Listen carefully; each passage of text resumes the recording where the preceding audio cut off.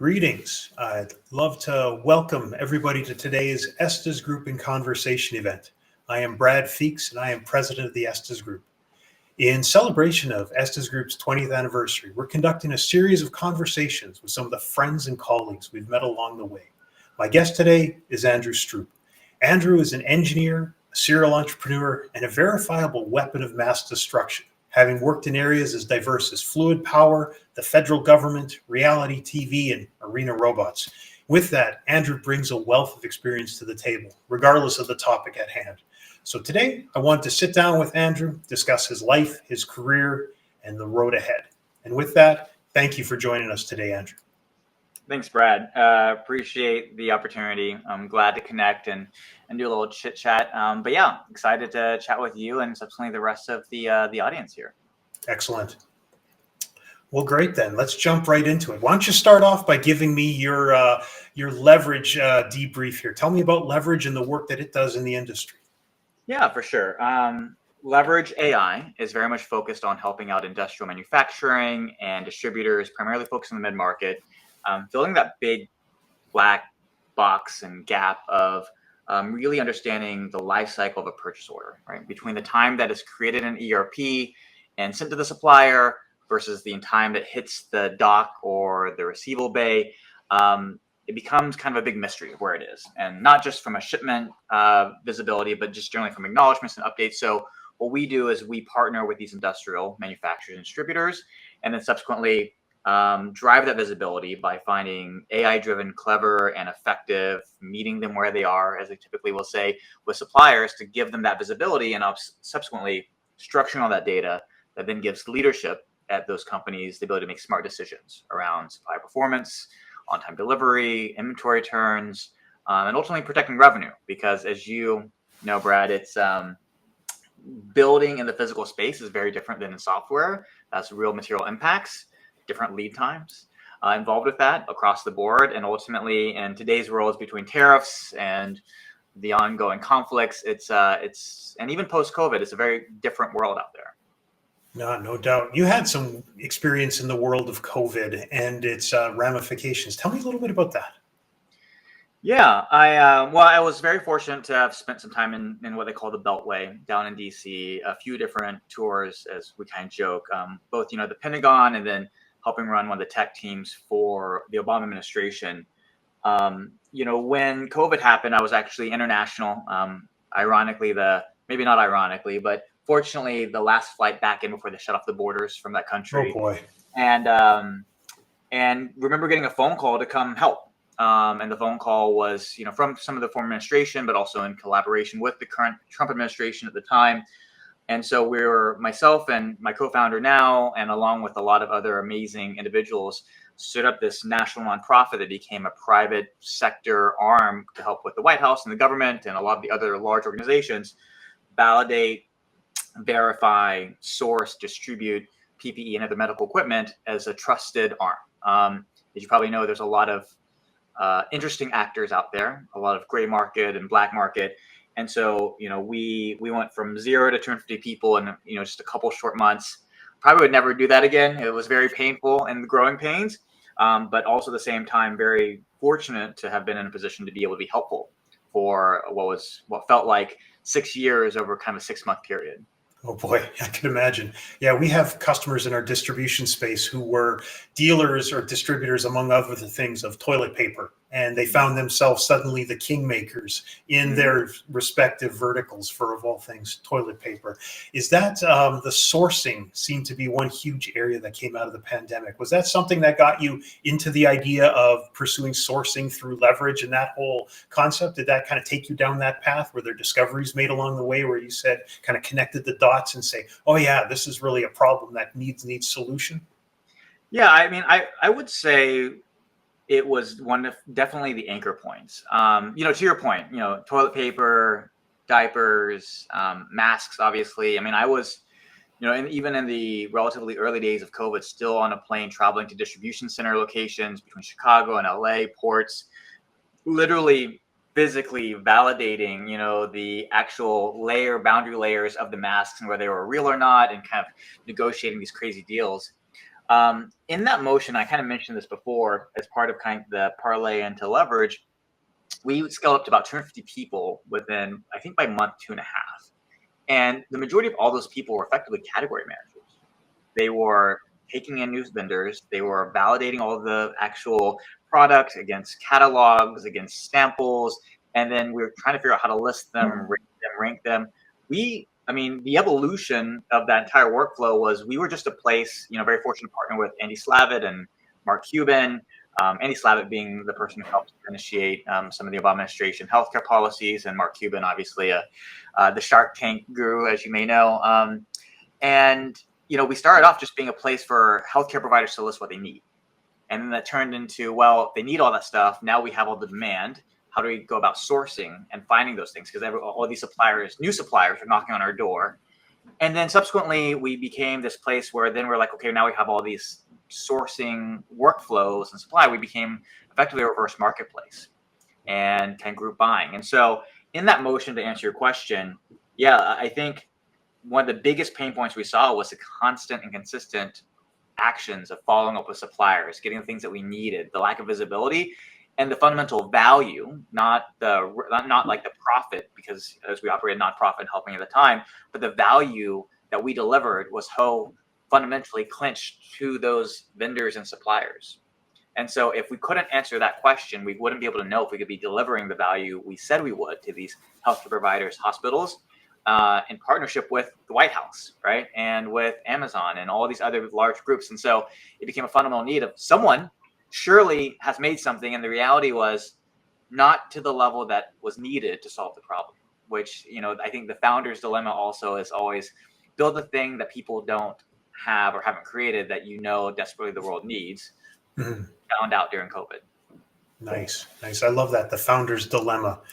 So that's interesting. When I look back at your own background, in terms of where you came from, tell me a little bit about that, how your engineering background took you to where you are today. Yeah. Well, the bad joke about me is that I was made in Korea and raised in cowboy boots in Oklahoma. So I went to school at Oklahoma State, studied, both aerospace and mechanical engineering, with the focus in minor in mathematics and business management. So I was very, even though raised in the middle of America, definitely was an overachiever, or at least tried to be during that time period. I was very fortunate to have been in a position to be mentored in kind of fluid power. The very small tangential anecdote was my mentor's mentor was one of the 3 graduate researchers out of post-World War II MIT research labs that developed basically the fluid power construct. The idea of research. And then he stood up the Fluid Power Research Center in Oklahoma State that turned privatized. And I ended up working very heavily underneath his kind of key mentor or his mentee. And we traveled around to, Canada in the oil sands, to down in Boca Raton with General Dynamics and the Expeditionary Fighting Vehicle, to helping out with Disneyland's California Screamin'. Like it kind of, this was like the age of 20, 21. I couldn't even drink at the time. But I was running these major projects, having that amazing opportunity, and probably staying in college a little bit too long. They actually told me that I needed to leave, otherwise they were going to charge me more money. I ended up getting approached and taking opportunity at DC, my first gig there, which is the Pentagon, and joint operations on the chemical, biological, and nuclear defense side. And so worked very closely with some of the bleeding technology when it comes to that level of weapons of mass destruction and the defense thereof, as well as working with some of the next gen aerospace platforms like the F-35 and KCX and a whole bunch of other kind of platforms along the way as well. And so, fortunate to be in a position to be kind of picked and also hustle and open that aperture. I could still be sitting in Oklahoma and maybe still be still hanging out in that part of amazing part of the country, but fortunate to have come out to DC and kind of take there. And so like that engineering path of, having someone kind of tap me on the shoulder and be like, you need to go do this and you need to come follow me and learn a little bit, was a very amazing opportunity at the time. Right. So you grew up in the Tulsa area, I'm assuming then? I did. I went to school called, or I grew up in a city called Sand Springs, which is kind of the western suburbs. And I think that the claim to fame was that we went 0-13 in football that year when I graduated high school. So Oh boy. we were. It's a fun suburb. It's a great place. But I love Tulsa to death. I think, people like George Kaiser and all the different work there around kind of leveling up Tulsa's been an amazing opportunity to see that change in the landscape. Have you been? Sure. Oh yeah, I had a customer who owned a plasma cutter company in Oh, Dewey, Oklahoma. So right near kind of where that's the a good one. Coffeyville Amazon Center used to be in Yep. Dewey. So tiny little town there, and you see the same cops perched at the same places waiting for you to break 25. So I learned that lesson real Making that quick. money, Mm-hmm. that monthly quota. I know. Yeah, Yep. and I'd be sending my family home pictures of cows grazing right next to oil pumps. So the oil pumps are chugging away and the cows just chewing away, and it was a nice blend there. And then Bartlesville nearby. Yep. I got caught in an obscene Midwestern thunderstorm in Mm. Bartlesville, I went to go see Frank Lloyd Wright had a building there. Kind of out of all things. So I went, like anyways, architectural gawker, just go find an interesting building and gawk at it for a while. But then the storms washed me back to my hotel pretty quickly. So yeah, no, love that area. And that's pretty intriguing. I like Oklahoma for nothing else. If you were 0-13, I bet it was because everybody was on the wrestling team, would be my guess. Yeah, well, and then also, there's this kind of the rise of like the super, what they call like 6As in high school, where you have 2,000 kids, and so like the option pool is a little bit bigger when you go to high school with only like 150, 200 people. Sure. To your point, like the architecture there, and Frank Lloyd Wright, like I think they're actually figuring out what to do with that building. I saw it in the news not too recently of like how to handle the next step and the next phase of that building as well. But there's definitely some interesting architecture. I do miss sometimes the open range, if you will. I grew up, both my grandparents grew up on farms, and had a lot of friends who had farms and ranches around the country, and so it's definitely a different feel than the East Coast, to say the least. Yeah, no doubt. And it was in that wonderful area where the jet stream would hold fast, and sometimes it would be a little north, and sometimes it would be a little south. So they said that these guys would have winters that would be radically different because in Dewey, one winter you'd see no snow, the next you'd see nothing. But I had a guy who was trying to finalize his divorce, and his meeting with his lawyer got canceled because they got 2 inches of snow. And I'm a Canadian who lives in Wisconsin, so the idea of 2 inches of snow stopping anything was a little bit of a chuckle. But they had a lot of fun over that.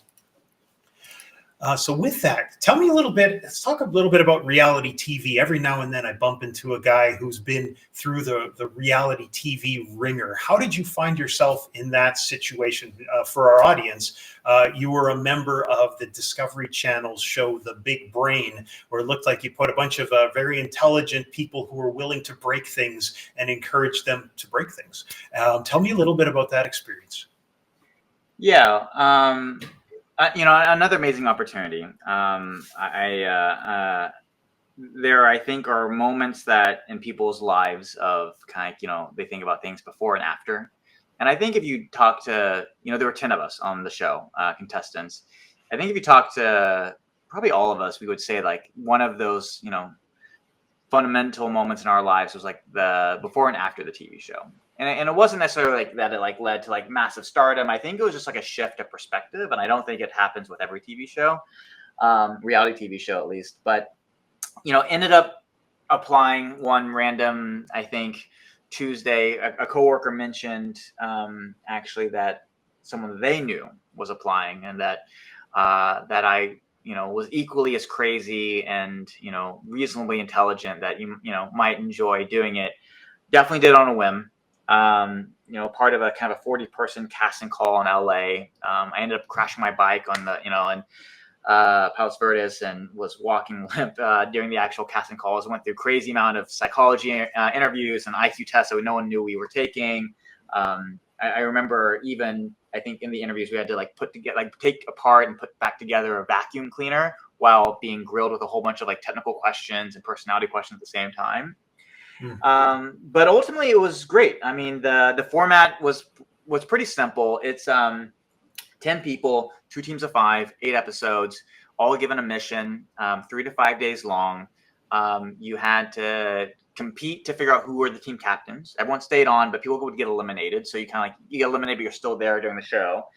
And you have captains, and then you have 3 to 5 days to design, build, and deliver against a target, a goal, an objective, and then compete against another team. So anything from protecting an exploding payload over 25 miles an hour to building an anti-projectile defense system, an elevator from a 3-story waterfall, deployable bridges from a truck across like a 40-foot ravine, like all these things. And, ultimately it was designing it. We had, kind of a world-class fabrication shop in each of our kind of bays. We were ordering crazy amounts of things from McMaster and Granger and Swagelock and, everything in between.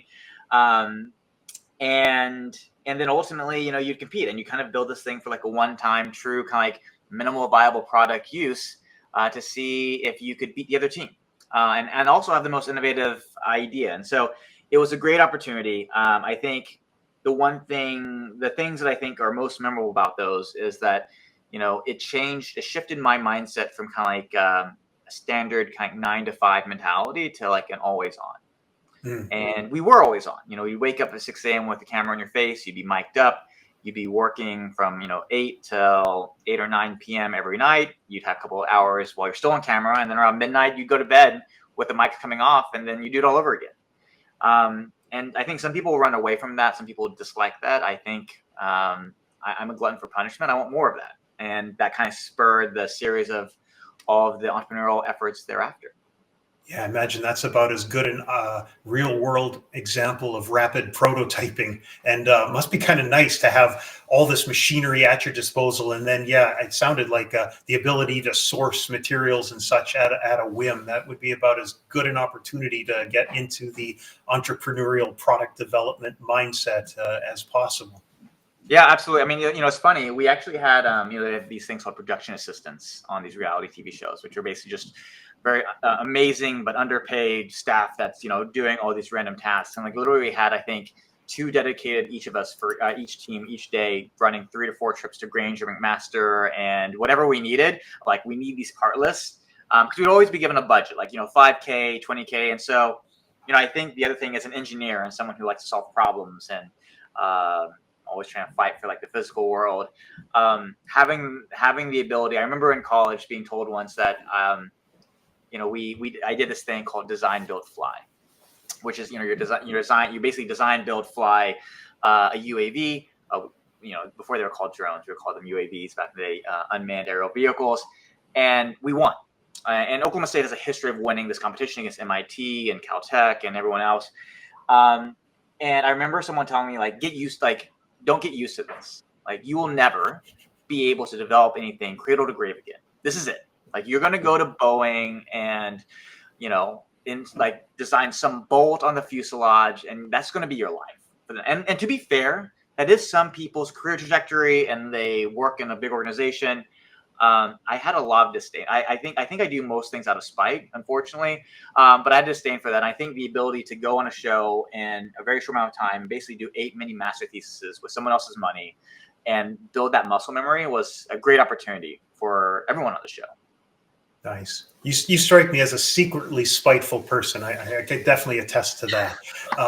It's funny because you talk about aviation and fluid power. I just came back from the NFPAA, National Fluid Power Association conference, and they had one guy, their keynote speaker. When we put this back to YouTube, I'll stick a link in the description to their organization. They came up with a means of using pneumatics to control a helicopter for paraplegics. So a fellow who had lost his ability to fly fighter jets for the British Royal Air Force learned how to fly a helicopter through pneumatics. So there's a whole system that simulates all the pedal pressing that's needed to control a helicopter through pure fluid power technology. And they were actually there, as a motivational speaker. There's a lot of that naturally, but also they were there looking for, technology tricks and such to try and take their own process and push that farther. So yeah, at some point we'll have to hook you up with the NFPAA. Great group, and yeah, definitely in the distribution space. A lot of fun to work with people like that. Question that I always have with the reality TV stuff is the fact that they're following you in and out of the bed. And obviously, these shows seem geared to have some sense of or desire for interpersonal drama. How did that play out? And you take a bunch of propeller heads and put them in a room. Do you find that it's more like the Big Bang Theory, or is there actually any kind of interpersonal drama that can actually be sequestered out of a situation like that?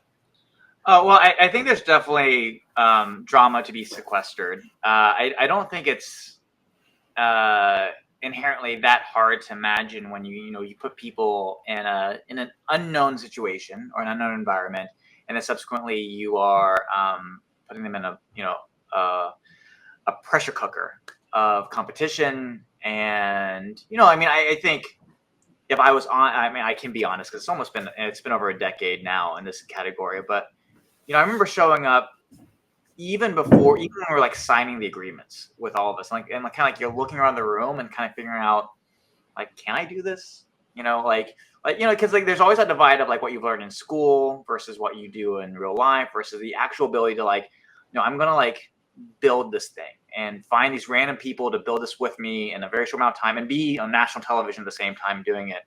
So it creates a lot of tension and stress. I will say, they have story producers. Their entire job, we'd be given 2 each for each team, just to follow us around and like kind of watch in the back monitors to try to like pluck out the story and narrative that they want to be able to communicate. And I think that a really good story producer, and I've met a few along, over the past decade or two or so, is ones to like not force it, but to ask really good questions and help guide those. And then the drama kind of just comes out, right? Because humans are humans. I think humans inherently love the mess of things and to create that kind of drama by nature. And so I think reality TV is just a reflection of that. But waking up at 6, going to bed at midnight with a camera on the entire time, egos, you kind of have to have a certain type A personality anyways. And we took 3 different personality tests and talked to psychologists during the screening process. So they already had us profiled of the different roles, personas. And so definitely wasn't probably too hard to get the outcomes that they were looking for. Right. I can imagine. That's a really intriguing idea of finding the narratives that exist there and asking good questions to solicit those versus trying to lay a framework on top of that. Just kind of let the drama emerge organically. That seems to make a lot of sense. My marketing hat, I always want to figure out, that's kind of what marketers are forever trying to do, right? Find the thing and find out what the narrative is behind the thing so that you can sell the narrative.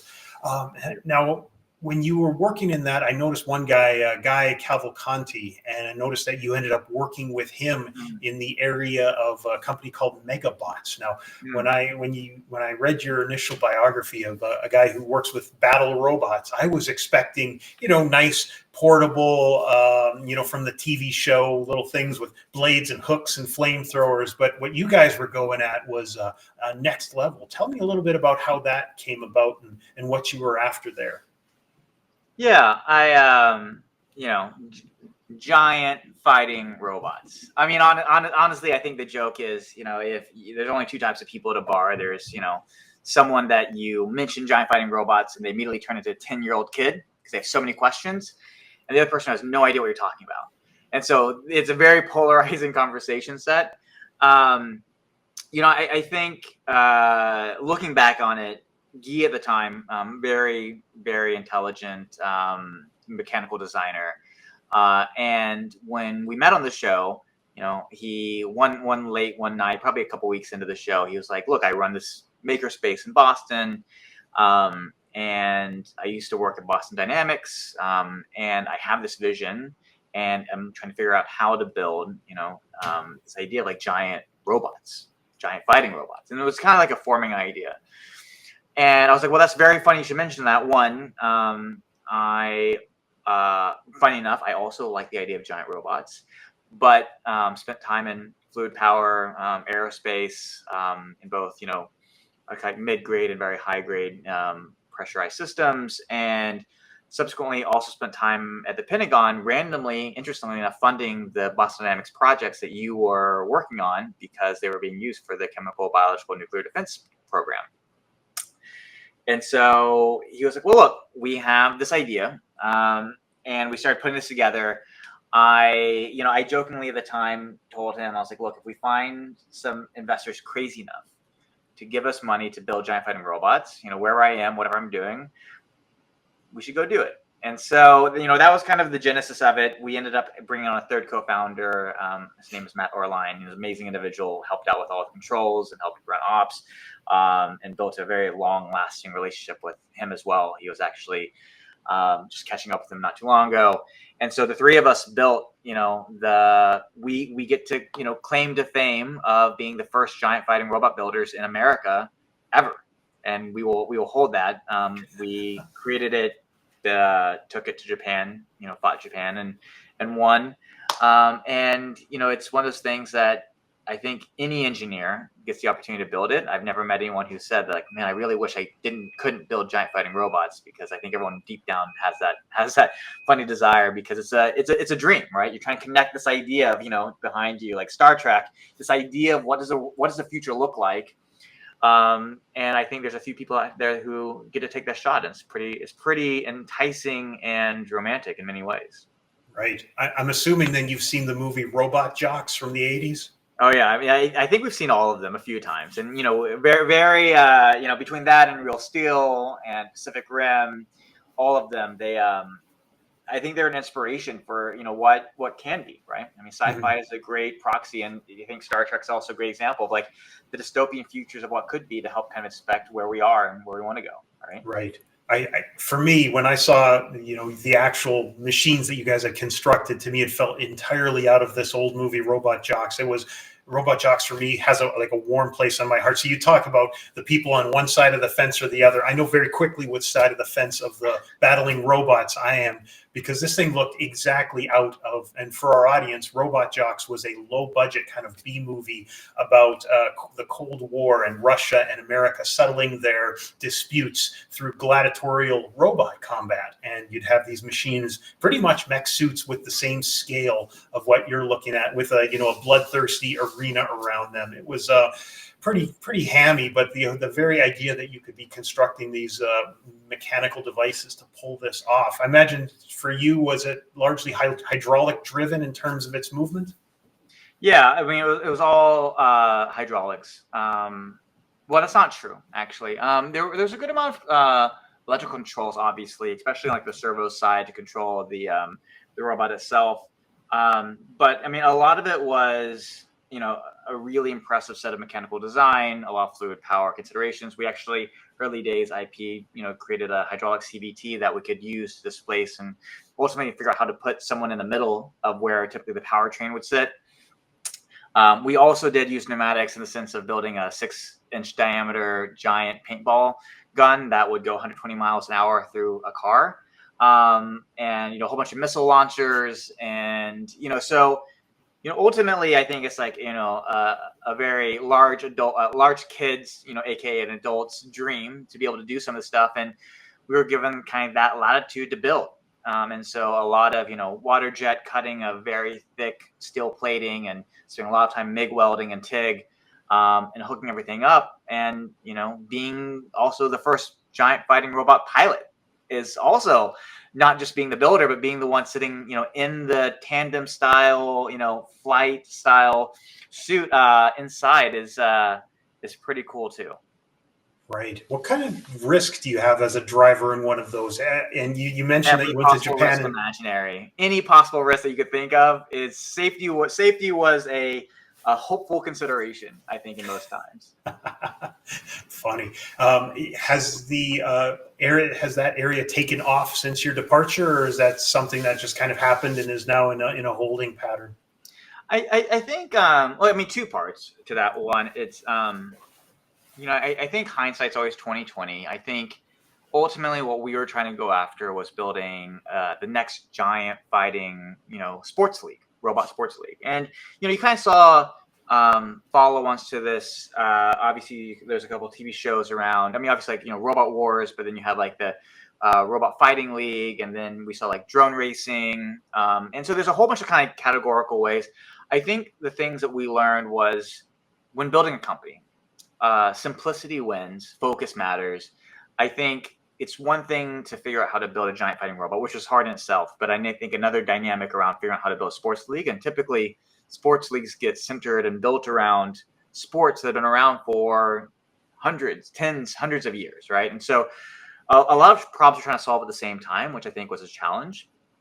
I think that, ultimately there will be a place for the concept of a giant robot or giant fighting robots. I think seeing the progress of some of these new bipedal robots coming out, tied with the new works with, LLMs and Gen AI and all the things that we're doing there is really amazing. I can't wait to, bend to, a robot overlords one day. And, look, we'll get into Terminator scenario, and, I guess I'll be part of the narrative arc of being like, those were the guys who helped kind of like, kick it off in the wrong direction of like building a giant fighting robot and prove that it could happen. So you're the Miles Bennett Dyson of our era. I mean, it could play that way. I'm trying to end up in the right side of history, but I don't think you always have that control. So, but I'll stake the claim of being still the first giant fighting robot builder, and maybe we can get a museum one day. We'll see. So in terms of design, I go back to software design where you have waterfall approaches, you have agile approaches, and everything in between. In terms of the design of this machine, did you guys have a really good layout of what you wanted to construct? Or did you have to kind of run into a challenge and work your way around that challenge? How much did the original idea and the final product differ when things were done? Yeah, I think I'm just thinking about this now. It's been a little bit. I think from a visual aesthetic perspective, we got pretty close. I mean, a lot of inspiration came from MechWarrior. If you look at what a MechWarrior looks like, and this idea of these like bipedal, inserted into the chest kind of operating machines with like two kind of like weapons on their arms or the shoulders, and even like tank treads or bipedal motion, whatever have you.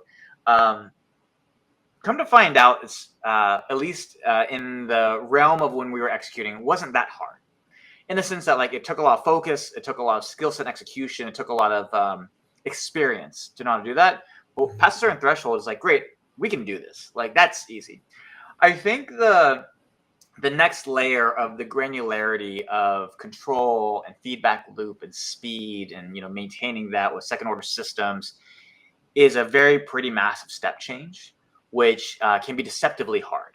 And you kind of see this in a lot of the research labs with like MIT and a few others that kind of work through this. But like, that control feedback loop system that's required to give that fidelity, and more specifically to get to the speed and response time necessary that you kind of match up in your head of like what you think a giant robot, like anything like Robotech and Terminators, like they kind of defy physics, right? And so now ultimately you're trying to like mirror that. That I think is a really hard part, which is really just a controls, heavily a controls and all these subsequently the right type of hardware and equipment. For us, we're kind of like, we're looking like, how does it look like an earth mover to build the stepping stone to get there, especially in the early days. Nice. And, you've talked about your work in government. To what degree was any of that work in conjunction with any of that, or was it entirely at this point an independent venture? Yeah, I mean, it was very different, very independent. I mean, there were very, very initial conversations around, military applications or government applications. We generally made the decision to stay away from that. I think ultimately you kind of like pick the line of where you want to spend your time and focus. I think with government work, especially when I went back down to DC after we were moving from Boston to California and moving Megabots headquarters there, as we were kind of partnering up with SolidWorks and a whole bunch of other different teams out there, was the work during the Obama administration was really a very different perspective around how do you apply this knowledge, like this technical domain expertise and perspective on systems thinking, first principles, the best practices of business and aspect to go from an audience of tens to hundreds of thousands who love giant fighting robots and is learning about you to, I mean, ultimately the federal government as a user base has 330 million customers, and they're called the U.S. population, right? And so the scale is very different, and the speed is very different. And so very different mission sets. Although I would say, I think, everything you kind of carry with you, right, in that category, and learn and grow, which I think is part of the journey. Right. Now, it's interesting enough. I mean, in our current age, not to get too political, the level of lens upon government agency interactions and spending habits and activities, et cetera, I don't think it's ever been, any closer and any more microscopic. We'd be frying an anthill with a magnifying glass. Now, what, in terms of your experience of execution within a government organization versus execution as an entrepreneur, what were some of the big kind of paradigm shifts that you'd have to make when shifting from one to the other? Yeah, it's a really good question. I think two big things came from it, like one at the beginning and one at the end. One actually like after it finished, and I'll explain both of them. The first one was figuring out why I was there.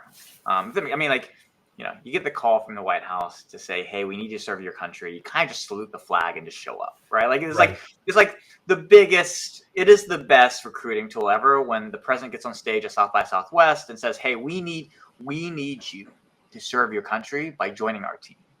Everyone's like, "What can we do?" Like you get chills down your back and kind of like salute the flag and just be a show up, right? And so you get there though, and you kind of figure like, well, what am I supposed to do? Right? Like, these people have been here. The administration is going to rotate at some point. You have political appointees. You have life government employees, which I was part of at one point. I think the biggest thing was, as long as you're given enough latitude to execute, which we were given a lot of top coverage during the administration at the time. I knew I was being impactful during that time period when I was constantly saying yes to things. And immediately, being in a leadership position, immediately when I started saying no to more things than yes to things, it was a sign that I became part of the Borg, right? To Star Trek references. I joined the Borg, I'm part of the machine, and I need to GTFO and just depart and go do something else. Because the purpose for me was a tour of duty to help be a change agent, to support those who are going to persist in state and federal government, to ultimately then leave it a little bit better than we found it, to support the 330 million users, the citizens, and it's not to stay forever. And so I think, equally knowing when to join and also when to leave is very important. And it's very quickly to figure out, about a year and a half in, I was like, I think it's time for me to leave. I think it's there. I think the second lesson I learned was actually what I ended up doing afterwards. Through a happenstance of meetings, I ended up meeting a person named Craig Froelich, who was the Chief Information Security Officer at Bank of America at the time. And I had no idea who he was at the time. I was kind of sharing this narrative story of giant fighting robots and the TV show and the White House, national security. And he was like, "I want to hire you." And I was like, "I don't know who you are." It's just colloquially, a white guy in a suit in DC. There's a lot of different things that they can be, and it's very obtuse. But ultimately, I joined this kind of entrepreneur in residence role at Bank of America. And it was interesting because I had the top coverage in the security organization, which had unlimited budget at the time, thanks to Brian Moynihan and kind of the priority of security. And so we kind of operated in and out of the organization. I think the biggest one of the key takeaways I actually learned between also the federal government and also big business and Fortune 50 and like top second commercial bank in the world is that they just have a different inertial operational mode, right? Like they have this massive inertia going on. And the federal agencies, each one is like their own ship. And I wrote about this once before, but it's like, like Department of Transportation, GSA, DOE, like they all have their heads, the secretaries, they have the ship, they're at kind of the behest of the president, but not really because they're Senator confirmed, and they kind of have their own mission set. But like they're trying ultimately the president's trying to shape or guide the direction of all these ships at the same time, right? And the reality is they're going to leave. In 4 years, those people are going to depart. Typically, they aren't the secretary anymore. It's definitely not the president anymore, at least after 8, hopefully, generally speaking. And but it's different I think in business though, right? At a Fortune 50, if you don't make friends with a certain head of a specific business unit, they might be there for the next 15 years. And so, you just like, how do you navigate part of the business where you need to, where you kind of like navigate, it's like it's one giant ship. Bank of America is one giant ship. It's not really multiple ships doing different functions. It does have different functions, but has one singular mission. And so I think being aware of navigating, managing the inertial movement of these large ships, either a fleet of them or one, is a very different construct than running fast, breaking things, running as a startup. I could imagine. Yeah, that's a pretty significant mind shift. Now, speaking of mind shifts, tell me about your shift from engineer to IT guy. How did that happen? How did you suddenly start finding yourself writing code? Was this something that came out of your engineering background, or did you stumble into it? Yeah. I think it was a bit of a stumble into it. I think I was very hungry for trying to figure out where can I iterate the fastest, right? And this is like the rise of like Ruby on Rails, and security is very hot. My first startup was in cybersecurity, kind of the identity and access management space. And ultimately, it was always around kind of like, where are interesting problems to solve that I believe that I can be impactful. And I kind of had this like lifelong motto of really optimizing for things centered around where can I have the biggest impact and how quickly can I have that impact, right? And I've been very fortunate to have kind of been able to ladder that impact up over time. I think that software was a very easy escape from the physical world for a little bit, to say, great, like how can I rapidly iterate, rapidly learn? I chose building a company over going to MBA school because I felt like the tactical learning environment was just way more interesting. And the iteration cycles are fast. I think ultimately I ended up back in a space where I still deal with the physical world just through our customers and kind of that capacity and that, which I think is a very challenging but also fun environment to be in, because now you kind of get a taste of both.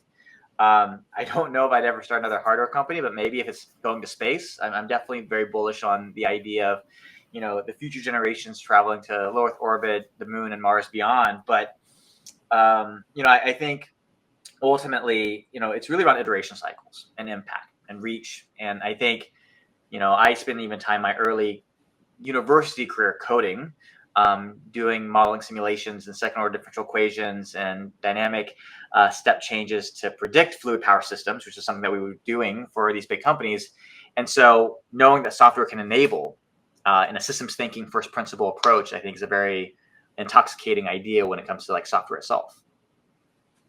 Nice. Tell me then about this shift back to leverage a little bit. Tell me about the development cycles. You talk about iterating. How did you take that mindset into your product as you rose with leverage and tried to make it do more and better things? Mm-hmm. Yeah, I mean, I think ultimately for us and the team, we constantly are pushing ourselves of what is the smallest unit of value we can consistently deliver to our users on a high frequency basis. I think that the challenge that we've seen is that it's not easy to find, when it comes to recruiting, really smart people who want to solve really hard problems that are really good at it, right? Like you can find like really smart people who don't want to solve hard problems. You can find people who want to solve really hard problems but aren't really good at it, right? But like that trifecta, I think solving something as unsexy as PO automation using AI and in mid-market industrials of manufacturing distributors doesn't sound that sexy. But when you dig down into like a really hard problem, this is a massively hard problem that you've seen like industries fail at being able to tackle, like EDI and others, and that's what makes it fun. But I think ultimately that's also where you can delight the users a lot, right? Like they're used to such old school tech and processes, but it's a journey. Like you're taking them on a journey and you're catching them up in certain categories. You're learning a lot from them. And when we think about building, we think about what is obviously the most common thing that we can build for as many users as possible and prioritize that, but also what's the smallest incremental thing that we can deliver to get feedback loop as quickly as possible. I think people can get in a trap of building things without putting the problem set on a time series, and also trying to build too much before getting a feedback loop with observability and good decision making. If you put things on a time series and you build the smallest feedback loop possible, you can build really amazing things very quickly, which is something we really focus on in our team as well. Oh, that makes a lot of sense. Now, as you've described yourself, a serial entrepreneur, What is it that drives you to start a new product or create a new service set versus finding a company to latch onto and synergize with them? What's going on inside of your mind that says, okay, we got to start this from scratch and go from here? Yeah, I, you know, one of our principles at the company, and I think ultimately principles of a company are like really the definition of the founding team. So myself and my co-founder Nadav, as well as the team that makes it up. But one of them is really around ownership. I think the sense of ownership, not from like the pure equity sense or like whatever there, but like just like the sense of being able to like own your destiny. I think it's very intoxicating. Um, I think also, around there being able to like have, and I mentioned this before, like having the biggest impact possible is a very fundamental, I think, baseline for me is how I operate as a person. So as I think about how I spend my time, and how important that is, and ultimately where that limited amount of time, I think, there's this saying, I'm sure Brad, you feel this way too. It's like, I remember when I was younger, people would say like, when you get older, you have less time. And I was like, yeah, of course, functionally, I understand how physics works and like the time series nature of human life. But it's like, actually, as you get older, you feel like you literally have less time in the day, right? So you have to be more judicious around how you spend it. And so what does that most impact? And then I think the final thing is always around growth, right? And what I mean by that is I'm not really overly religious, but there's a Buddhist construct called dukkha, right? And it's really around suffering. And I think people sometimes get it wrong, where for me, it's really the concept of choosing. The biggest luxury in life is to be able to choose your suffering that leads to the growth that you want, right? And so I constantly am thinking about what can I do to put myself in a state of suffering that ideally I construct that I believe grows us in a certain direction. And I think that's very impactful. And so those are kind of like the barometers. Just generally speaking, over time, it's usually been the category of the best way to do all those three things is to just do it yourself. So you're telling me entrepreneurship is one big cold plunge?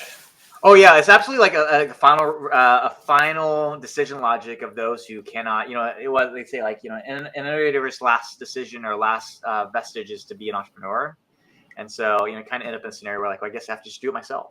So Right. here we are. No, I like that. So when you look at that, what were the biggest challenges in spinning up a new organization? Is it product based? Is it funding based? Is it team? Is it getting early traction? What are the bigger challenges you see when you start spinning up a new company like this?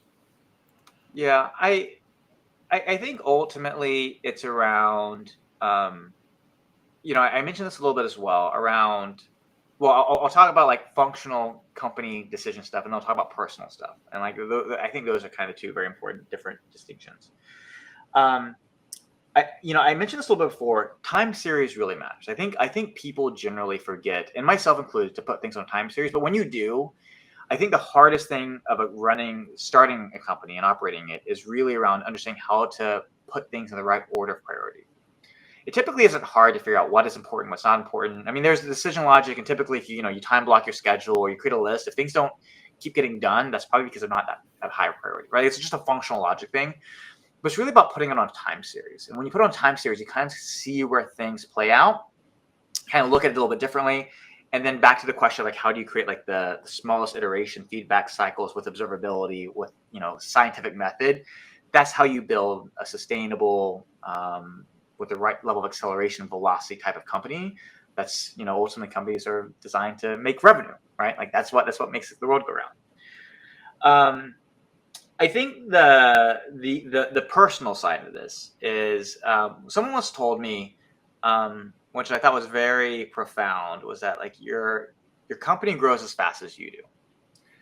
And I spent a lot of time thinking about that around kind of the stages of growth, especially if I'm older. And I know, look, I'm 15, but as I approach 40 this year in a couple months, that it's really around how do I think about my own personal growth that has direct impact to said company, right? It's very intertwined. And so, the way in which I think about taking care of my health, both physical and mental, the construct of balancing, personal relationships and where I live and my work-life balance, which I have none, by the way. I have work-life interconnectivity, but all of that really is tied to, I think, in a direct tie and relationship to the outcomes of the company. And the reality is we're all human. We all screw up. We make good decisions, bad decisions. I think a deep sense of ownership and taking those, I think, is important. But those are the two things I think are really hard, is being aware of those two things and discipline around it. Right. Now, having founded a bunch of organizations in the past, what does it feel like watching them as they move off kind of independently now that you're in a new thing? Is it like, are you the jilted wife, or are you the proud father? How does it feel looking at an organization on the outside when you spent a lot of time being on the end? Yeah, Brad, I mainly would say neither for me. I think as I think about this, I think mostly it's just, being grateful for the opportunity. Um, I once again, not overly religious, but like, there's these things that happen that you don't quite know how to explain, the series of events that occur that, you're not quite sure how it came to be. But thankful to be in the right time, right place, right position, right amount of knowledge, kind of like that idea of like manufactured luck in some categories. And so, as I've stepped back from some, or have wound some down, or have transitioned some over, or thought about, what to do next, or even like, changing administrations, I think it's just like a sense of like gratefulness that I was able to play a role in the capacity I did, and obviously wanting them to succeed in the most impactful way that they think is effective, with me not being in the capacity role, whether it's at the helm or something similar. Right. No, that's awesome. And with leverage, now you're still on your way up and expanding. Do you see specific areas in the software that you're looking to expand into? Those increments that you've been talking about. Any increments you look to make beyond what you're doing right now? Yeah, I mean, it's a buzz by all accounts, as you can imagine. But the stuff that our team is doing around agentic workflows, around enabling, whether it's at the integration stack, or whether it's at the engagement with suppliers and the intelligence around it, or the summarization of all this amazing data that's never existed before for these companies, on being able to interrogate and understand their supply performance, on-time delivery, unit cost, lead time drifts, and the impacts related to their core business.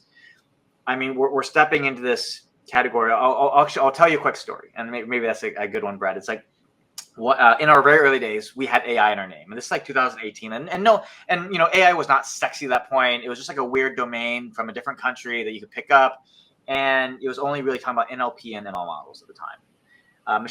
Natural language processing and machine learning models at the time. But we had a whole bunch of investors who put money in that were AI focused. And they knew that at the time we weren't really applying much AI, because we were doing something very specific that I think was very impactful. It's, how do we take a customer segment, industrial manufacturing and distributors, on a journey that they can use AI impactfully to their core business in an area that they never thought they could. And one of the chief data scientists at the time when I was there, the Obama Obama administration, DJ Patil, him and I were catching up once, and we're kind of talking about like the impacts of AI and data and machine learning models. And like leverage really is, I think, a great example of, there's like this analogy of like Disneyland, right? And it's funny because I spent time there. Like, you go to Space Mountain in Disney World, and you have this like 2 or 3 minute ride that's like exhilarating. It's very fascinating. Like, imagine you spend all this time. And most AI companies, even today, in the current state of all this like voice work that's happening with the GPTs and the LM workflows and the Gen AI, and the limits and the struggle they're having, even though they're having a big flash of pan, like they all want to be like that. Like they end up being like the 2 or 3 minute ride in Space Mountain. The reality is that it ends very quickly. But the real value is that if you figure out how to be the line that takes 2 to 3 hours to get to, and how to get people into that line, and how to make it smaller, and then ultimately how you enable your customers to go on that 2 to 3 minute ride over and over again, that is where the unlock is. And so we spent the better part of 5-6 years really thinking about how do we solve this one very obtuse problem set with no data, that takes hours, days, weeks to generate this level of information and insight, streamline it, and then get our customers to that point where they're no longer waiting, hours, days, weeks to go on that 2 or 3 minute ride over and over and over again, because we have been able to help them arrive to that solution. And that's what we get excited about, right? Like we spent the time doing it, which is there's going to be amazing AI solutions out there. There's going to be amazing agents. That core logic and the ability to build that data in an impactful way for a very specific market segment that's massive in the US alone is what's intoxicating and attractive about this. Sure. Oh, that's awesome. It looks like we're wrapping up our hour today. So as we do that, Andrew, I want to really thank you for a great conversation. We went in all kinds of unexpected directions, which is what I hoped for. So big thank you for that. Absolutely, Brad. Yeah, really appreciate the time. Obviously, appreciate the journey so far of us learning to work together and build more, and looking forward to what 2025 has in store. Absolutely. So maybe giant flying robots. Oh, there we go. It's a date. And to our audience, we'll be putting out an edited version of this in due time on our YouTube feed with some links and such back to Andrew and the work he's doing. And look forward to doing that. We'll be doing some more of these conversations in the future. So thanks again, everyone. Thank you, Andrew, and I hope everyone has a great day.